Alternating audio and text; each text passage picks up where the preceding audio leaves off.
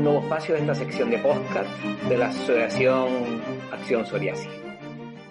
Con este medio pretendemos estar más cerca de los pacientes y de los familiares, sobre todo en este tiempo de pandemia. En el espacio de hoy nos encontramos con Borja Santana López, enfermero de la Unidad de Medicina Intensiva del Hospital Universitario Insular de Gran Canaria.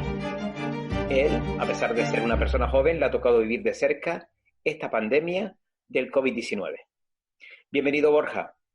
Hola Esteban, ¿qué tal? ¿Cómo estamos? Muy bien. Borja, comenzar a trabajar en un lugar tan especial como una unidad de cuidados intensivos, ¿qué ha supuesto para ti? Bueno, pues te digo, a nivel personal y profesional, pues muy enriquecedor, porque al final los cuidados intensivos, pues es eso, proporcionarles a una persona que al final que está muy grave, pues proporcionarle unos cuidados muy especiales, muy específicos. Ahí en nuestra unidad, en la del Complejo Hospitalario Universitario Insular Infantil, es una UCI que o sea, no diferenciamos por tipología de paciente. El paciente que ingresa puede ingresar por cualquier cosa.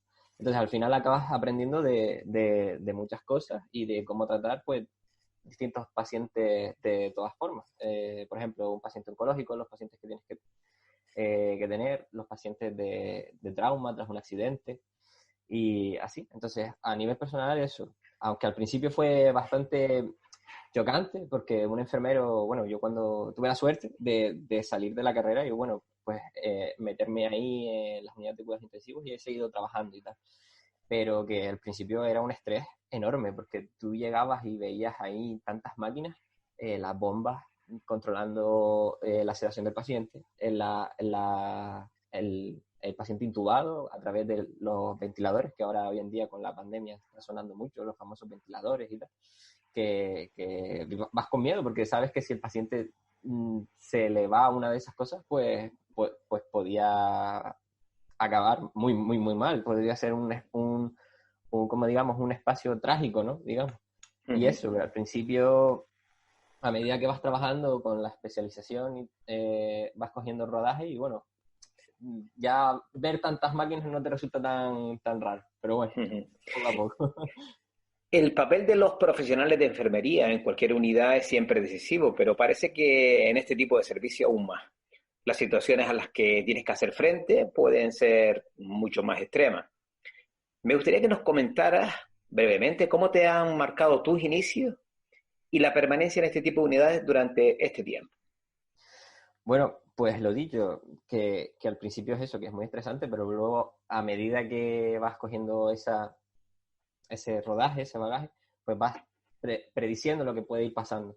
Yo te digo, así, a nivel personal, mi experiencia, he trabajado tanto en servicios de adultos como en servicios pediátricos.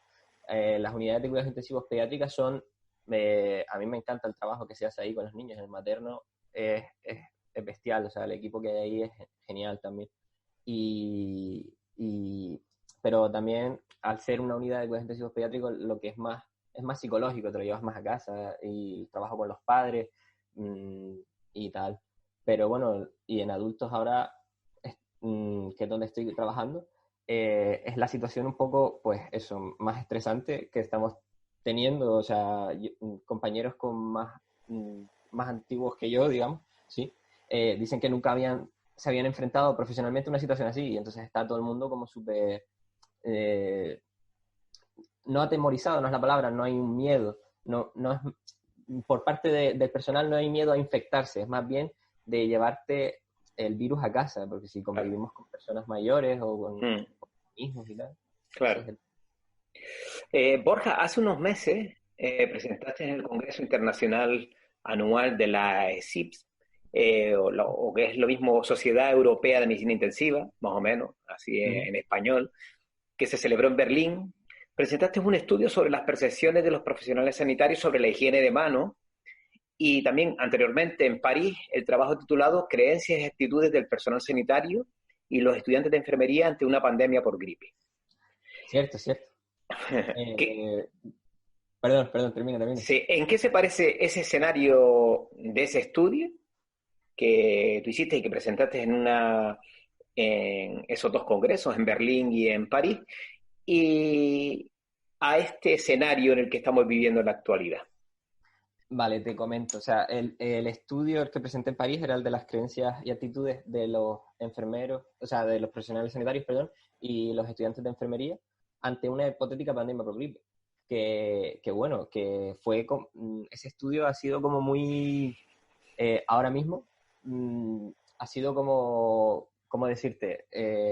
Como no prever, porque al final los datos ha cambiado todo. O sea, ahí estudiamos que habría un absentismo bestial, pero se ha dado totalmente lo contrario. Aquí incluso estamos trabajando, se les preguntaba en el estudio que si trabajarían, si hubiera riesgo de infectar a sus familiares y tal, y mucha gente decía que no, que no iban a trabajar. Pero aquí se ha visto lo contrario, aquí y en muchos sitios de España, que por ejemplo están trabajando sin medios, que es una vergüenza, es una cosa que me llama mucho la atención, que están trabajando con medios rudimentarios, que no cumplen las medidas de seguridad, que no es lo mismo trabajar con una mascarilla FFP2 que con una mascarilla que me ha hecho mi primo Pepe, el del pueblo, con la máquina de coser. Bueno, eso es un ejemplo. Pero que con el estudio quiero decir que es que hay un compromiso bestial por parte de los sanitarios, en plan, que están ahí al pie del cañón y es como ese militar que va a la guerra y va en vez de con una metralleta, digamos, vas con un palo, ¿sabes? Y aquí lo mismo. Y están muchos enfrentándose en muchos lugares de España a este virus y sin medios. Pero que ahí están, que hay un compromiso bestial.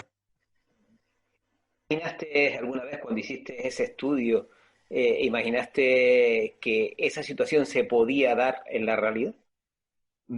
A ver, hay diversos estudios que, que decían que era posible que una pandemia de estas características se pudiera dar. ¿Por qué? Porque estamos en un mundo globalizado, en un momento en el que, como puede haber sido una persona en China que viaja a Estados Unidos y en menos de 24 horas esa persona es positiva, puede traspasar ese virus fronteras, ¿no? Digamos. Ujú. Y claro, el problema, o sea, este estudio lo leí a posteriori, el que te voy a comentar a continuación, pero yo nunca en ningún momento me planteé que podría darse, o que por lo menos yo lo iba a vivir, Ya. y en mis propias carnes. Es un estudio que decía que la alimentación que había la alimentación que hay en países asiáticos que comen de todo y la capacidad de mutar de estos virus, de pasarse de una especie a otra y que llegue al humano por eso, que hace la zoonosis, pasa del animal a la persona y de la persona pues a otra. Habían antes casos aislados, pero con esto, con la globalización y tal, pues evoluciona y que llega a más puntos del mundo.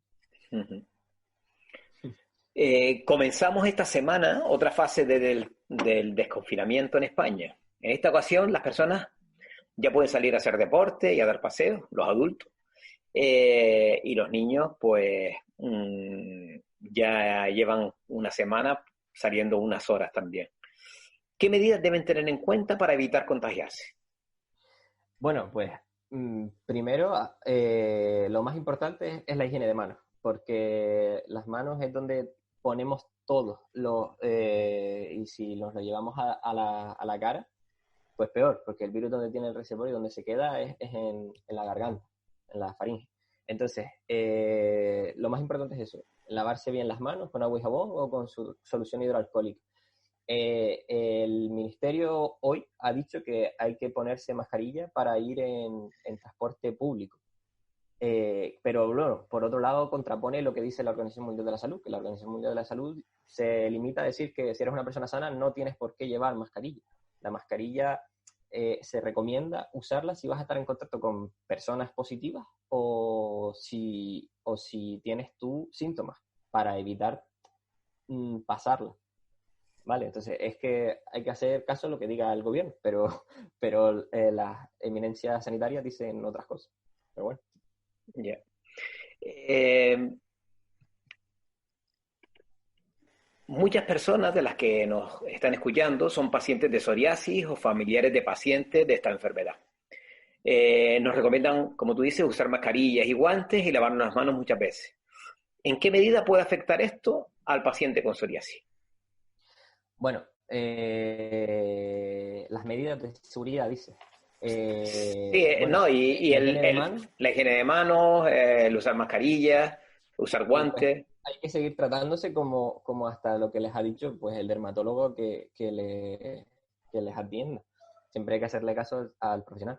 En caso de estar tomando inmunosupresores, la Academia Española de Dermatología y Venerología sacó un comunicado diciendo que para tranquilizar a los pacientes con psoriasis, pero que aquellos que estén tomando tratamientos inmunosupresores o biológicos, que hablasen con su dermatólogo al que le está atendiendo, en caso de que empiecen, si tengan sintomatología, por si habría que suspenderlo, pero siempre que hay que consensuarlo, no hay que tomar medidas unilaterales por uno mismo. Claro. Y con respecto a lo de la higiene de manos, pues si tenemos placas en las manos y tal, hay que seguir cuidándolas, hay que ponerse crema y mantener la piel hidratada sobre todo. Y que estas situaciones de estrés que estamos viviendo, si hay un rebrote, es normal, por lo que ha comunicado esta academia, perdón. Entonces, que si pasa, pues, que saber que es normal, estar encerrados en casa, estar con este estrés ¿verdad? Es normal. Ujú.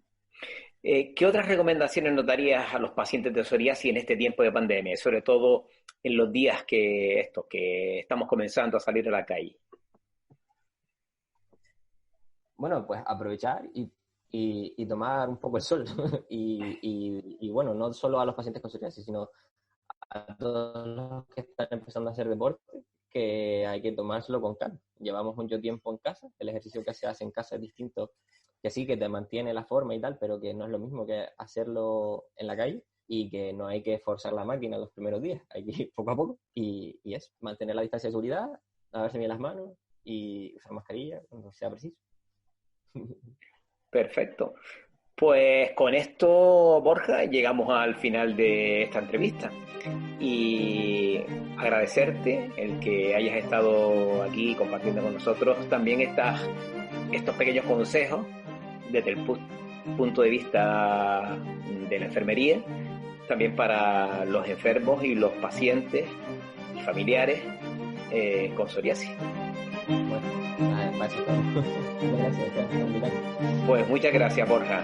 Un saludo. Bueno,